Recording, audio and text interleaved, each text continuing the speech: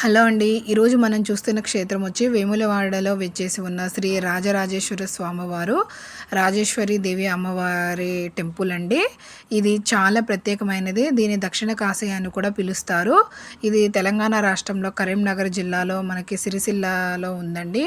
ఇన్ని మనం పురాణాల్లో ఒక కథ అనేది ప్రాశస్త్యం ఉంది. దీనిలో మనం వింటే భవిష్య పురాణంలో రాజేశ్వరి ఖండంలో అర్జునుడు ముని మనవడు అయిన నరేంద్రుడు ఒక ఋషిని చంపడం వల్ల బ్రహ్మహత్య పాతకం అనేది తనకి కలుగుతుంది.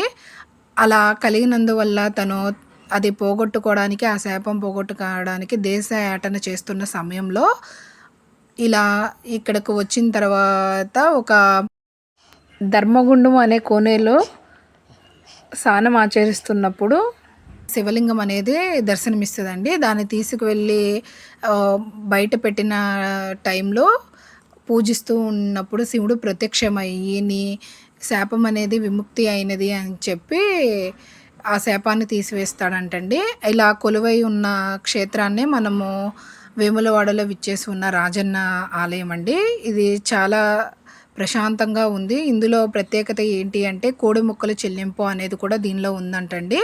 శివుడికి ఎంతో ఇష్టమైన నందిని ఇక్కడ తీసుకొచ్చి పూజకి ఇట్లా పూజలాగా కోడి ముక్కుల్లాగా చెల్లించుకుంటారంటండి. అలా చేయడం వల్ల పిల్లలు లేని వాళ్ళకి కానీ పిల్లలు కలగడము, ఆరోగ్యం బాగుండడము, ఇక్కడ బెల్లాన్ని కూడా అమ్ముతున్నారు. బెల్లం కూడా మొక్కుకుంటారంటండి. మనం చెప్తున్నాం కదా, ఇందాడ స్నానం ఆచరించినప్పుడు శివలింగం దొరికింది అని. ఆ కోనేరే ఇది ధర్మగుండం అండి. చూస్తున్నారు కదా, గుడి అయితే చాలా ప్రశాంతమైన వాతావరణం కలిగి ఉంది. చూస్తున్నారు కదండి, ఇదే ధర్మగుండము. తర్వాత వేములవాడలో ఈ శివలింగాన్ని దొరికిన తర్వాత ఇక్కడ ప్రతిష్ఠించినదే మూల విరాట్గా పూజలు అందుకుంటుందండి. ఈ గుడి అనేది చాలా బాగా అనిపించింది మాకైతే. మీరు కూడా ఒకసారి విజిట్ చేయండి. ఈ వేములవాడ అనేది ఇది పశ్చిమ చాళుక్యులు నిర్మించారండి. దీనిలో ఒక ప్రత్యేకమైనది ఏంటి అంటే ఇది ముస్లిమ్స్ల టైంలో కూడా అక్కడ దాని లోపల ఒక దర్గా అనేది ఉంటుందంట. ఇది నాకు పూర్తిగా స్టోరీ అనేది కొంచెం వరకే తెలిసి ఉంది. మీకు ఎవరికైనా తెలిస్తే కామెంట్ చేయండి. చూస్తున్నారు కదా, అందులో బియ్యం కూడా కొంతమంది వేస్తున్నారండి. ఆ బియ్యం కూడా ఎందుకు వేస్తారో అనేది నాకు తెలియదు. ఒకసారి మీకు తెలిస్తే కామెంట్ చేయండి. చూస్తున్నారు కదా, ఈ చెట్టు అనేది చాలా పురాతనమైనది ఈ ఆలయము. ఇక్కడ మొక్కులు కూడా చాలామంది మొక్కుకుంటున్నారండి. కళ్యాణ కట్ట అనేది కూడా ఉంది.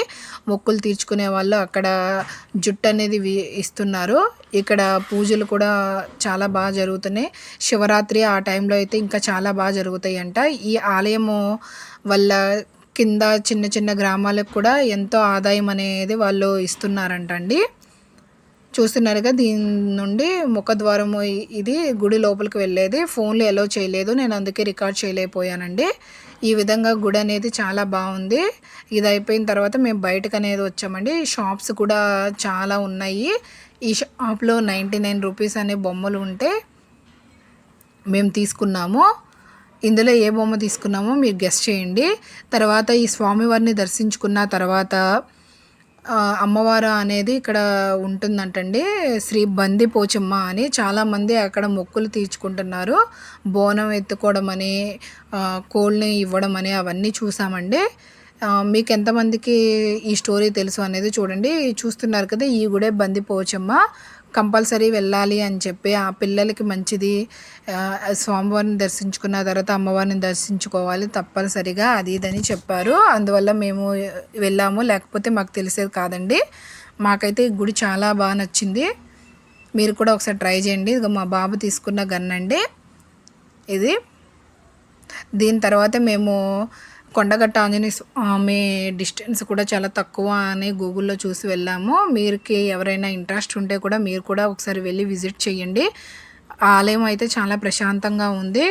నేను ఎప్పుడు చూడని విధంగా చూశాను. ఒక డిఫరెంట్గా అనిపించింది నాకైతే ఈ పద్ధతి, కోడే మొక్కుల చెల్లింపు అనేది. నేనైతే ఇప్పటివరకు నేను ఎక్కడా చూడలేదు. ఇలా తర్వాత మా పాపకి ఒక బొమ్మ అనేది తీసుకున్నాను. మా వీడియోస్ కనుక మీకు నచ్చితే ఇలాంటి వీడియోస్ చూడాలనుకుంటున్నాను.